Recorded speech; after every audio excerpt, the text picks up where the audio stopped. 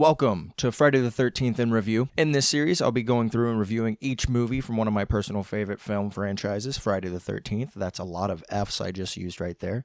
Gotta love alliteration. If you didn't know it was one of my favorites, I probably haven't shown this tattoo on screen. Look at that bad boy. Hell yeah. Let's get on to the movies. So, with the original Friday the 13th, I think I'm going to try to give it more credit than what I usually do.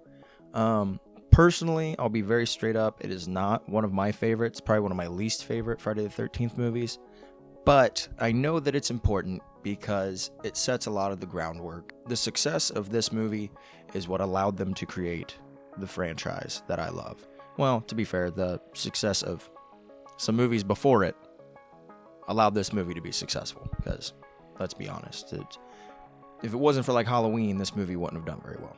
Anywho, I'll start off with what I really don't enjoy about the movie. I'm going to try not to be too critical about it because I do really enjoy these movies for what they are. And I think most people that like slashers probably like most movies in this franchise. The most blaring issue is there is no Jason. Spoiler alert for a movie from the 80s. Main killer being Pamela. Yeah. Jason's the best part of the series, and he's what sells me on it, and he's why I like all of them. Even the ones I don't like, I usually end up at least liking the Jason parts, except for one very fiery one that we'll get to later.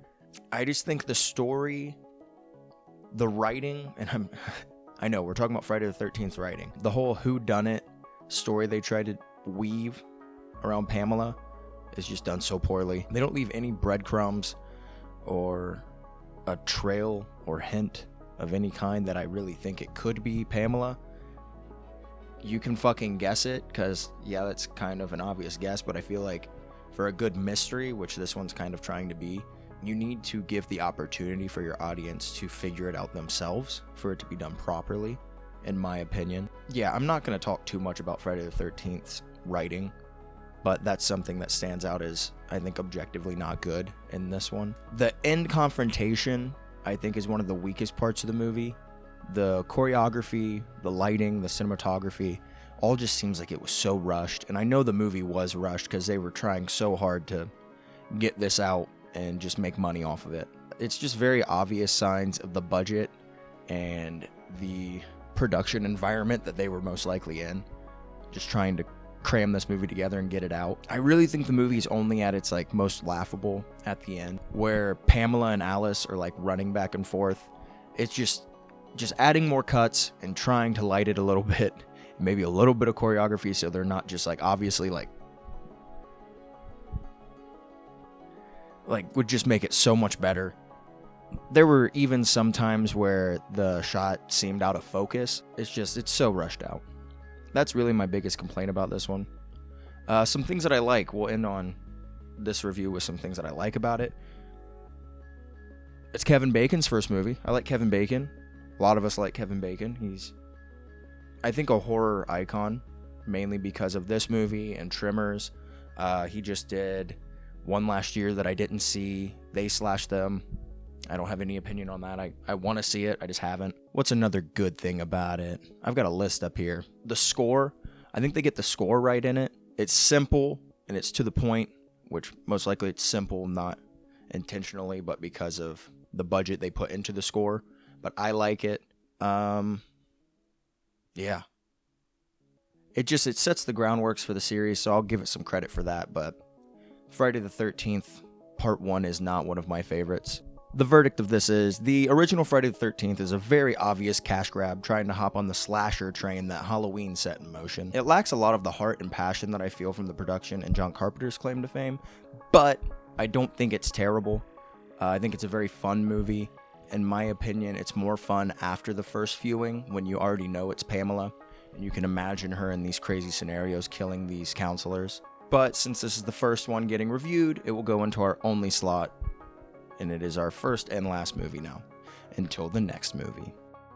The best kill is definitely Pamela getting decapitated in slow motion. That's sick.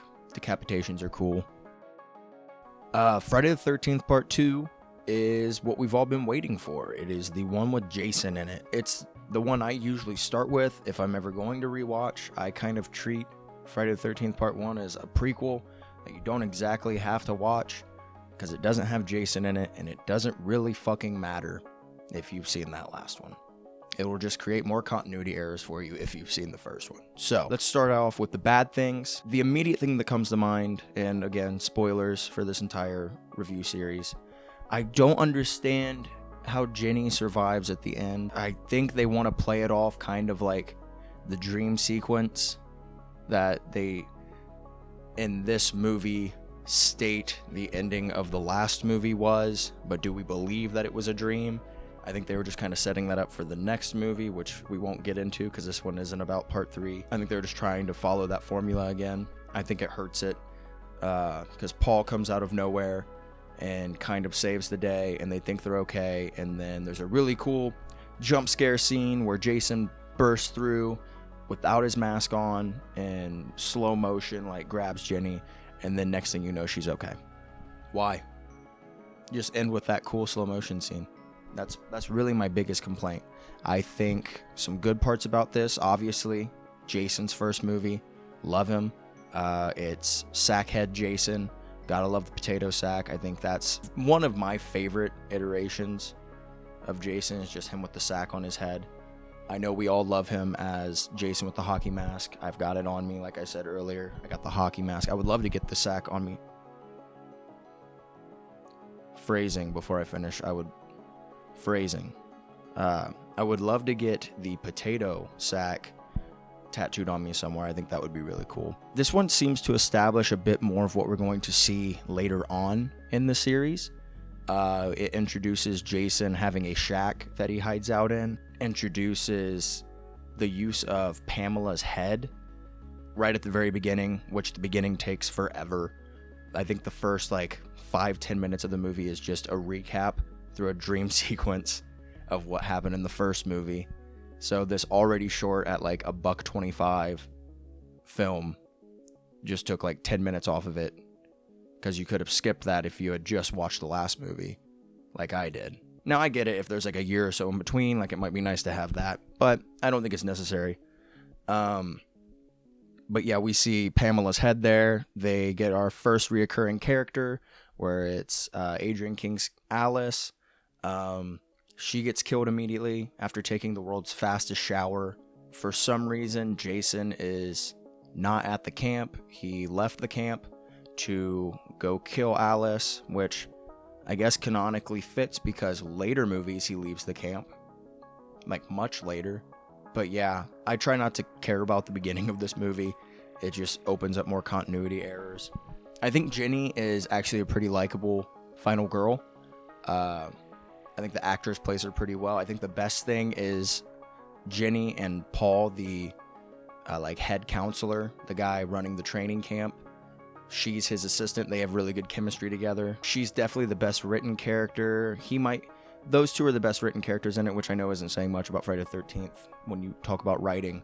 Paul has his moments. There's some funny parts where they're talking to a cop, and he's like, "Are you not gonna punish them?" And he's like, "Jenny, no seconds for dessert for those two." And I'm like, yeah, fuck yeah, Paul, you fucking got him, dude. I would say a good thing, especially in comparison to the last movie, is the choreography at the end. The choreography of the ending scene. It feels much better put together. The shots make sense. There's better lighting. They're not just wrestling around. It's a lot more of Jenny running away from Jason, because he's more of a force to be reckoned with than I would say Pamela was. So she's not exactly going to wrestle with him, even though right after Paul wrestles with him, but we won't get into that. That's not a part that I'm praising right now. I liked it when Jenny was trying to hide away from Jason. Jason was trying to find her, because this is a much smaller version of Jason. He isn't as intimidating to us because we know what he's going to become, but I like how they set him up in this. I think one of the best things they do in this movie is introduce the idea of the final girls imitating Pamela to manipulate Jason. I think that's really cool. She finds his shack, and while in the shack, she puts on the sweater and is like talking to him like, I'm your mommy, Jason, blah, blah, blah. It shows a lot of Jason's character right in that scene and builds up how they talk about him being a child in a grown man's body, which I think is a really interesting way of looking at Jason, even though it makes no sense how he gets to this point. I think it says it's been 5 years. No. Yeah, I believe at some point they say it's been 5 years since the first movie, and somehow Jason's a full-grown adult. They throw it out there like, yeah, obviously he'd be grown by now if he was still out in the woods. Okay. Wasn't he like 10 or 11 or 12? Like, I wouldn't call a 17-year-old grown, but okay, that's fine. The best kill in this movie is probably a top 5 kill in the series, in my opinion. It's when Mark, the guy in the wheelchair, gets killed. It's less the kill itself, and it's more what happens after. It's so absurd just watching. Like, he gets sliced in the head and then goes down steps, and then all of a sudden goes down just a way longer set of stairs. It captures a lot of the spirit of the Friday the 13th films. It just being so over the top and how he dies. Like, it could have just ended with a right in the head, but I'm glad that they added the next 10 seconds of him falling down flights of stairs in his chair. Yeah, so the verdict on Friday the 13th Part 2 is, I would say it is, in my opinion, leagues better than the first one. So I'm going to put Friday the 13th Part 2 in first place, and the original one now in second/last place. That's basically it for Part 1 of Friday the 13th in review. Do you agree with my opinions on the first 2 movies in the series? If you do, let me know in the comments. If you don't, let me know in the comments, or act like you like my opinions. I appreciate that too. I think that's fine. Part 2 of this series, we will be talking about Friday the 13th Part 3, which is Friday the 13th 3D, and Friday the 13th Part 4, the final chapter. So stay tuned for me to make that video. Hopefully I'll have that out in the next 2 weeks or so. That's about all. Smooches.